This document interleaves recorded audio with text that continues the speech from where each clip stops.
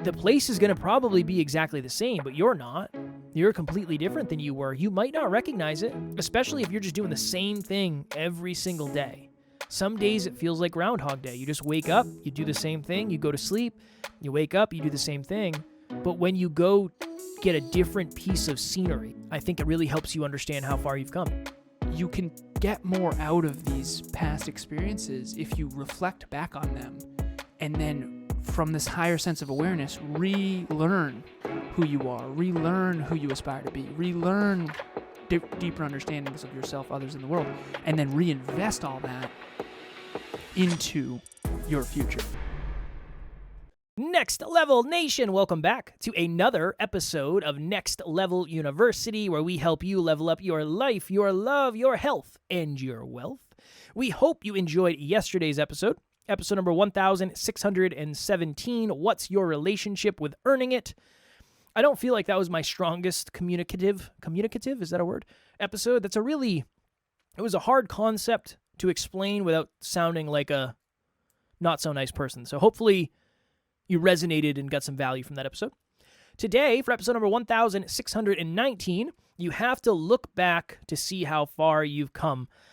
Alan and I had a blast from the past today. We went back into the old days when we were younger than we are today. Somebody that I'm friends with on Facebook shared a link to a video of our old high school, because our old high school ended up getting turned into the middle school, and they built a new high school, and they're getting rid of it. It's 100 years old, I think. No, 80 years old. So there's just not a lot of use for it. It's 1935, I think, is when it was built. So 90 years, almost. That's wild. And when we were watching this, it brought back all the feels. It was a video walking through the halls, and it interviewed one of the teachers and looking at the gym and the locker rooms and the cafeteria, and it was wild. It was so wild to look back. And I think the reason it's wild when we look back on stuff like that is that was 20 years ago? Yeah. Almost? 18 years ago? Almost 20 years ago, yeah. Yeah, we graduated in 2007. I haven't seen that building, especially the inside of it, since I graduated high school in 2007. So 18 years ago. And we were talking before we did this episode, and he said, what's the point of this? Like, why, not in a mean way, but what's the point of this episode? And I said, I just think we get so caught up in today is almost no different than it was yesterday. It's not really any different than it was at the beginning of the month. It's not really any different than it was at the beginning of the year. You have to zoom out. This would be maybe the earliest next level nugget there's ever been. If you're struggling to find contrast in your life, maybe you haven't zoomed out far enough yet, positive or negative. When I look back on that, I'm super inspired and I have a lot of good feelings, because when I was in high school, I had no idea what I wanted to do with my life. I had no clue. Podcasting, I don't even think was a thing yet. I had no idea. I knew I didn't want to go to college. I had no idea what I was going to do with my life. And those were some lonely, challenging times. Alan lives in the town that we both grew up in. And oftentimes when I go down to Alan's place when we're recording or we have a meeting in person, I'll drive down the street I used to live on. And I will look at the duplex that I grew up in. It just brings back all the vibes. Across the street, if you go up the hill, across the street from where I used to live, there's the town park that we used to call the Puddle. And I used to go up there, and we used to play hockey, and we used to party, and we used to drink in the woods, and it just brings back all the memories, because I had no idea who I was. I had no idea what I wanted. I had no idea what my life was going to look like. I had no idea what my future was going to look like. But now when I look back, it's so easy to recognize how different I am. But I don't feel any different than I did last week. I don't really feel any different than I did at the beginning of the year. So I always love doing episodes like this, because maybe somebody didn't share your high school that you went to on Facebook, and you didn't have the opportunity to go take a flashback to when you were in high school, and you didn't get all of the nostalgia and all the lessons and all the perspective that comes with that. That's why I love doing these episodes, because it's so powerful. It's so powerful to look back and think of that, or look back and think of my first car or my first girlfriend or whatever, the first podcast episode, whatever it is. I love episodes like this, always. We will do them forever and ever. These are my favorite to do, for sure. Emilia and I, at the beginning of COVID, we were looking at houses all across Massachusetts, essentially. And it was a wild time because every weekend we were driving to look at, open houses and all. I remember one day, it was a Sunday, and we had 12 houses to look at. And it's just, if you've ever house hunted, it's nothing short of absolutely exhausting. And it's super defeating too, especially if it's a seller's market or what's known as a seller's market, because there's a line out the door to buy every house. Now it's more of a buyer's market. In other words, interest rates are up and less people are buying houses and there's more available. But back then it was everyone and their mother was trying to buy a house because interest rates were super low and everyone was fleeing the cities during COVID, essentially. And so it was this wild time, and it was all honestly pretty brutal. But eventually, I remember Emilia showed me a home, and we looked at the satellite image of the home, and she, showed me all the photos of the inside and all that stuff. And I when I saw the satellite image, I was like, that's the one. Yes, 100%. Because I know the area. I live in the northern part of the town that Kevin and I grew up in. And the area that I live in is up in the woods. It's a condo complex. It's absolutely beautiful. We have forest all around us. I mean, there's an owl hooting out my window in the summer. It's just gorgeous up here. But there are parts of this town that are not so great. And Kevin and I grew up in the same area. And so every now and then one example is a good one, is Emilia and I over the summer we'll play soccer, we'll play basketball, and there's a bunch of different courts around here, and one of the courts is actually behind the middle school that Kevin and I went to, which is actually a different school than what he was opening with. It's kind of a whole thing. When Kevin and I were graduating high school, just to provide context, the town was building another high school. That other high school is actually the track that I did my own sort of mini marathon, at, essentially. And there's like a really nice track there, and occasionally Emilia and I will go there too. But the middle school that Kevin and I went back to because there's a court behind it, and Emilia and I play ball. Play ball. We play basketball together in the summer. We play soccer and basketball. And I remember sitting outside the windows of the cafeteria of the middle school that Kevin and I went to. And I'll never forget, there was a dance that was in that middle school that was the very first time the Eminem song came out. What's the most famous Eminem song way back? My name is... No, keep going. Without Mom Me... Spaghetti... Oh, Lose Yourself. Lose Yourself. Okay, Lose Yourself is a really famous Eminem song. And I remember everyone had their hoodies on in middle school, and I was looking in as an adult now at this tiny little room that used to be what I thought was this huge cafeteria, And it's just so important. And the other thing I'll add in this as well is Emilia, my mother, over Christmas, my mom came over and we hosted. It was a nice little evening, and she brought my baby book. And this was the first time that Emilia had seen sort of my past. And we went through all my old report cards and all my old photos and where we used to live. And my birth father was in there, my stepfather, my sister, all that kind of stuff. And so I often love to, what I call, rewatch the movie of my own life from a higher sense of awareness. And I think the best analogy, and this is what Kevin and I are encouraging every listener to do. I use Finding Nemo as an example because I not only love that movie, I know Finding Nemo is getting a lot of shout-outs lately, but my best friend growing up and his name was Kiki. We rode our bikes to the movies. And we were trying to see a different movie. I forget which one. I think this was back in like 2004, 2002, 2003. I don't know when that movie came out, but I know it was the early 2000s. I could tell you. Yeah, please. Thank you. And we rode our bikes there, and we missed the movie time. And so we ended up, the movie that we wanted to see, we ended up being like, damn, we missed the movie time. The only other thing playing is Finding Nemo. And I remember two young men who were kind of, naturally a little ego-driven. We're like, well, I don't want to go see a kid's movie. And we went and saw that movie, and if you've ever seen Finding Nemo, we were blown away. Imagine never having heard of that film and then randomly stumbling upon it, and we just had the best time.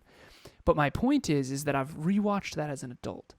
And as an adult, you realize that it's even better than you thought as a kid, because it's one of those movies that families can watch together and the adults enjoy it just as much as the kids.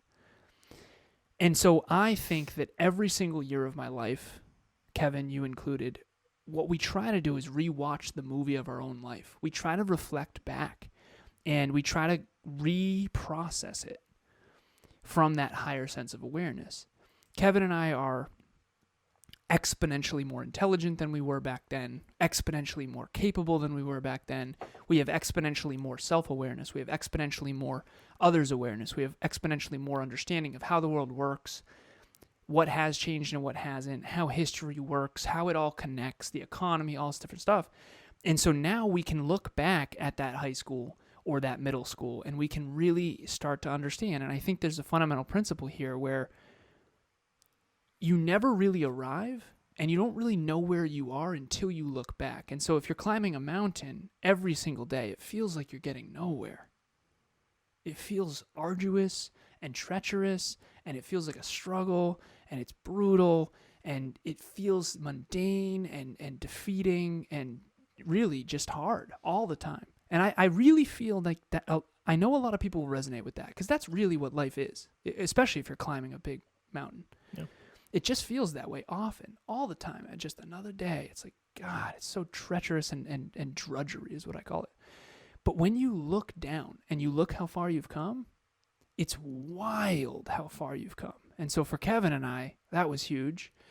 And I hope that we can encourage every listener to really, maybe it's photos, maybe you go back on Facebook. Every year, I feel like I do that. I go back and I look at my high school photos and I look at my college photos and I look at my Facebook and I look at my old journals and I look at the old podcast episodes and I see how far we've come. Even though it feels on a day-to-day basis, like sometimes it feels like we're getting absolutely nowhere. It feels like we're going backwards some days. I know. Some days it feels like we're going backwards. And we probably are sometimes. But when you look back, it's so inspiring. And I hope that it's inspiring for all of you as well. And the very last thing I'll say, Kev, Bob Proctor, shout out, he had a quote that I loved. He said, when you read a book that you've read before and you notice something in it that you never noticed before, you're not seeing something new in the book. You are seeing something new in yourself. And I feel that way about shows and movies and images and pictures and Facebook and podcast episodes. You can get more out of these past experiences if you reflect back on them and then from this higher sense of awareness, relearn who you are, relearn who you aspire to be, relearn deeper understandings of yourself, others in the world, and then reinvest all that into your future. So Kevin and I are 35. I think he's 34. 34? I don't know. 1989, I was born August. What's that? 34? I'll be 35 this year. I'll be 35 Okay, this year. 35. So imagine Kevin reflecting on 34 years of his life and then reinvesting all of that 34 years of learning into year 35. I think that's powerful. And yeah, that's all I've got. Next Level Nation, what is happening? If you've thought to yourself, I want to try coaching, but you don't really know where to start, group coaching would be a wonderful place for you. That's really why we created it in the first place. We start a new round every 90 days. So if you're hearing this, go to the website, nextleveluniverse.com, and we have the landing page where you can actually hold your spot right now. Even if there's a group going on right now, you can still lock your spot for the next one. The biggest thing that we've seen is as we get closer and closer to the date, unfortunately, some people end up missing. The group fills up and they can't do it, and then they end up regretting that. So please head over to the website. The link will be in the show notes, and we would love to see you there. I've had so many reflective thoughts lately. When I'm either super low emotionally or super high emotionally, that's always my go-to. One, just to make sure I stay humble and don't lose sight of the mission and how far we have to go. Because if we've come this far in 5 years, how much is going to change in the next 5? Or looking back and realizing how blessed I am to be where I am, based on the fact that, again, I had no idea what I wanted to do with my life. I had no clue. But I was thinking back to one of my best friends at the time. There was, you know how I love watching, there's a YouTube channel, it's called Cinema Sins. And it's a channel about what's great about this movie, what's not great about this movie. It's just a really cool channel. They got like 10 million subscribers, which is wild. But the one I watched was everything wrong with Dude, Where's My Car in 12 minutes or less. You want to talk about a blast from the past. Dude, Where's My Car came out in 2000.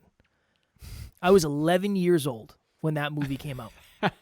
And that movie was ridiculous. Yeah, it was super ridiculous. Yeah. But just thinking back to, okay, when I was 11, I was hanging out with this person and we were best friends and I'd be over there every day and we'd play baseball and just the gratitude for how different life is now versus how different, and when I say how different, I mean the ways that it's different for other people. Not everybody has had the ability to grow like we have, or the privilege in certain ways to do things that we've done. So that gives me an extra layer of context. I wonder, what are all the people that we went to high school doing? I think about that. Like, what are they all doing? Are they well? Did they move? Did they chase the dreams that they said? Are they happy in relationships? Are they healthy? What's going on there? It just brings me back. Anytime I go to the old town where I was born and raised, it brings back all the feelings. I remember running on those train tracks one night when I was hammered. I remember going up to the town park and doing dumb stuff. I remember that house party. I remember riding my bike here. I remember doing this. I remember doing this. But most of all, I remember not having any clue what I wanted to do with my life. And it's just so weird to go back to an old environment with new awareness and new lessons and new experiences and new knowledge, because it really helps you look at things differently. So again, maybe a different version of a hyperconscious episode today. But when's the last time you went back to somewhere you haven't been for a long period of time? The place is going to probably be exactly the same, but you're not. You're completely different than you were. You might not recognize it, especially if you're just doing the same thing every single day.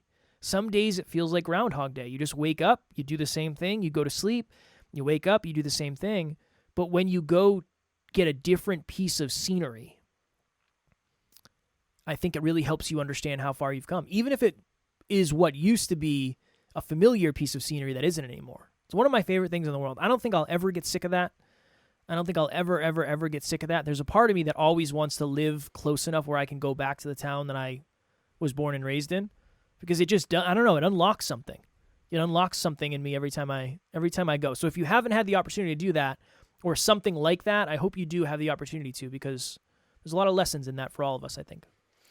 It's very hard to understand exponentials. I used to say this all the time, and I now realize how much this may or may not land, but I used to say the problem with life and why it's so difficult for all of us is, and I mean all of us, including me, is because we think linearly, but everything in the universe is exponentials. A tree doesn't grow linearly. It's not 1, 2, 3, 4, 5, 6, 7. It's 1, 2, 4, 8, 16. And I know, Kev, you talk about the magic penny and how if you take a penny and double it every day for 31 days, what would that number be? And if I could say, all right, Kev, I'm going to give you $10 million. And I'm going to, or you can have a penny that doubles every day for 31 days. Which would you choose? Every time. And also, I don't say that. You taught me that. So it's not like I came up with that one day. It's like, okay, fair. This is a really good example of compounding. You think I came up with that? The power of compounding. You know what I mean? Okay. You 10 million. Give me the 10 mil cash. Give me the 10 million cash. Yeah, in hand. Okay. So Kevin takes the 10 million. I take the penny that doubles every day for 31 days. Yes. And what is it, 10 days in or something? I have like enough for a Happy Meal. And Kev has his 10 mil. Mm-hmm. And probably it's not burned through until day 31. Probably burned through about 2 mil. By 10 days in, probably burned about 2 mil of that. Just for context. And then 31 days, it's not until the 31st day that I surpass 10.3. I think it's 10.4 million. But it's just wild, the power of compounding, because day to day, like we said in the beginning of this episode, it seems like you're getting nowhere. It really does. And it's not until you look back and go, wow, I knew nothing back then. I have an 18-year-old client, and I'm doing my very best to guide him in a way I wish I could have been guided. And I also had a coaching session. One of Emilia's clients has a son who's 16 years old, and she got him a Christmas gift of a coaching call.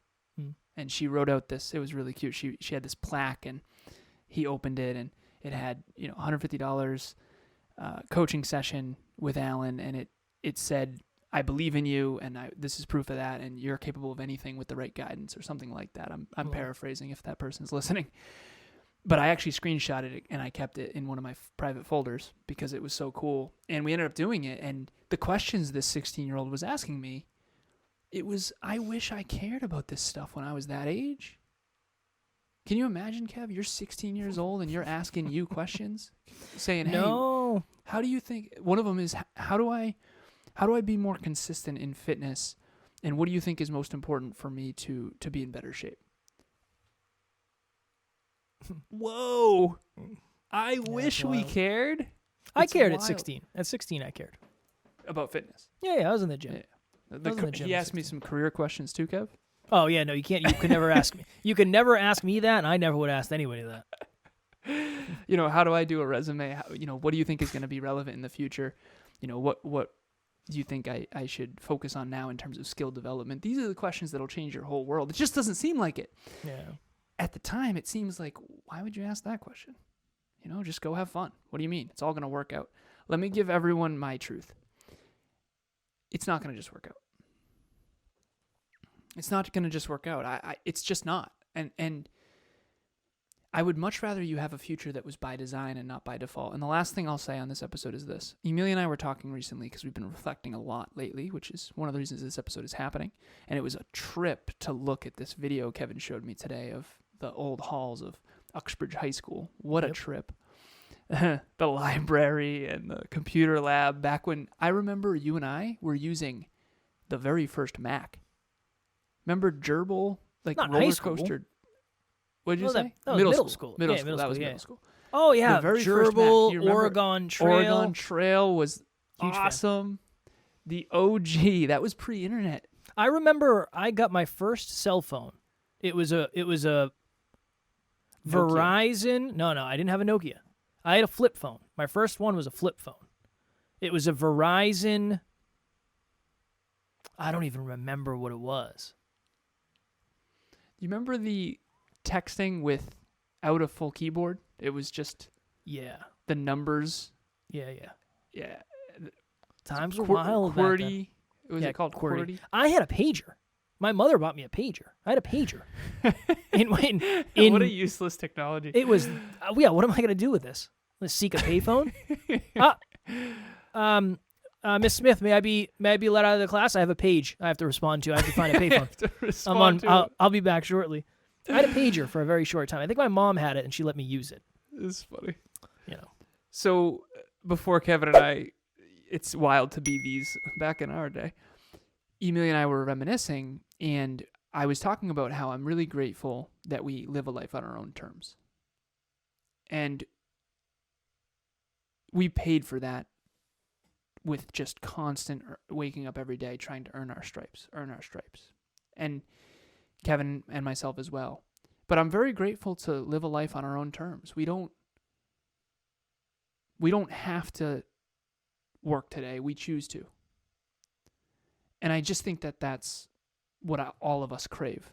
And here's what I would say to our listeners. If you work hard enough and get smart enough and make good choices that compound over time in the direction of your goals and dreams, you will eventually wake up one day not only unbelievably proud of yourself, but you will eventually have a life that is entirely on your own terms.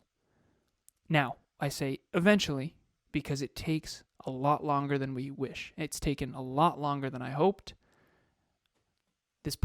Growing this podcast has taken a lot longer than I hoped, but it's still been worth it. And those worth it moments will come, even when it feels like they're not going to come. I always hold on to that next worth it moment, that next moment of overwhelming gratitude. Kevin and I, we gave a speech one time, and it was what we had envisioned and dreamed and talked about. And it was in an auditorium of 300 kids. And we looked across the stage, and we had that moment of, remember when we talked about this years ago? And here we are. This is it. And that moment made all the previous suffering almost worth it. I'm kidding. It made all the previous suffering worth it. All the previous struggle, all the previous sacrifice worth it. And I will never forget those moments. Those are the moments that I live for. And I knew in that moment that was going to be one of those moments of Kevin never thought we'd get here. Definitely. And here we are. And I knew we would, and that's awesome. And, I guess go me. But at the end of the day, that's what's possible for everyone if you can stick with it when everything feels like it's crumbling around you and when everything feels like just drudgery. If you keep climbing, even though it's foggy and you can't see and it's raining and there's a storm, if you keep climbing, eventually you'll look back and go, wow. I had someone, I told you this behind the scenes, I'll mention this quick. I had somebody reach out to me recently, and they said, hey, somebody just offered me a really, really, really good job. And this person's a dream chaser, so they're still in the early stages of dream chasing. And they said, yeah, it's like close to multiple six figures to come back, really good benefits. I don't know, man. And I said, well, what are you thinking? What are your thoughts? I said, be honest. What are you thinking? And he said, I don't know. It's definitely, it's piqued my interest. And I said, well, how much money did you make last year?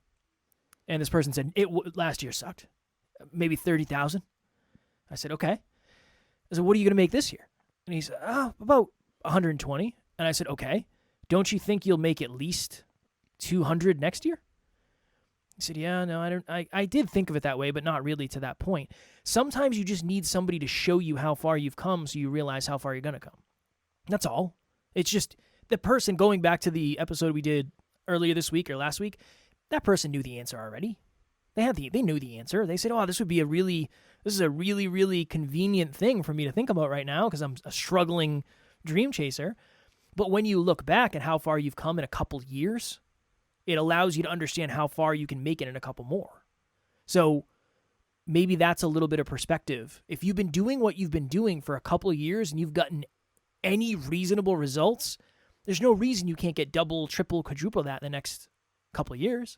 You know so much more than you did at the beginning. So that would be my last next level nugget. I'm glad we did this. I enjoyed this episode very much. It's a good one. I have to give my next level nugget. I would say so, yeah. I think that's fair. My next level nugget is never, ever, ever underestimate the power of improving a little bit each day in the direction of your dreams.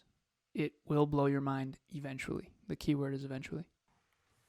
The key word is always eventually. Next Level Nation. How many days? 30 days from today? 31 days? 31. 31 days from today is Next Level Live 2024. Alan and I actually put together the presentation today, really outlined it, so we know exactly what we're going to be talking about. This is the most valuable thing we've ever done by far. It's going to have the most content we've ever presented to one audience by far. We're selling 30 tickets for in-person, 30 tickets for virtual. It is in Groton, Mass. There is a catered lunch that's included with the price of admission. Everybody that joins us in person is going to get a free Next Level Dreamliner, as Alan is showing on the screen. We would absolutely love to have you come if you're local and you want to come hang out in person. If you are not local, that is why we have the virtual component as well. Anywhere in the world, well, you'll get the Zoom link, all that happy jazz, just like a podcast episode, except hopefully it'll be better, more funny, and more valuable. So link will be in the show notes. We'd love to see you.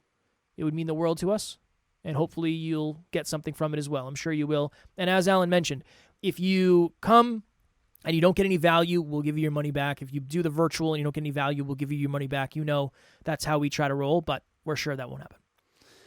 The only thing I'll add is, of all the things that we've ever done, this is the highest amount of value for the price point. And like Kevin mentioned, if for whatever reason, I seriously doubt this would ever happen, but if for whatever reason you absolutely hate it, we will give you your money back. It's going to be a day that can change your trajectory forever. You will have a bigger, better, brighter future leaving this room. I promise you that. And if for whatever reason you don't agree with that statement, I will give you your money back. We will give you your money back. No, it can come out of your pocket then. Alan's going to give you direct money from his bank account. From his personal bank account. If you're scared, if you're nervous, if it's outside of your comfort zone in the right amount, do it. That is what I would say. Because you will grow from it, and the lessons you'll take away, to Alan's point, I think would definitely be worth it. Even the fear chasing itself would be worth it. Tomorrow, for episode number 1,600 and, hold on, please hold. I messed everything up. 19? So I think this is actually 1,618 we're doing. 1,619 is tomorrow.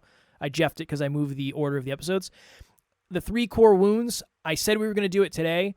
I knew this was going to be, it was supposed to be a quicker episode. It wasn't. But I want to make sure I can do more research before we do that episode. I want to make sure that, I feel like doing an episode like that is a responsibility. You have responsibility involved, and I want to make sure I do my due diligence before we do it. So we're going to do that tomorrow, the 3 core wounds. As always, we love you. We appreciate you. Grateful for each and every one of you. And at NLU, we don't have fans. We have family. We will talk to you all tomorrow. Keep it in perspective. Next Level Nation.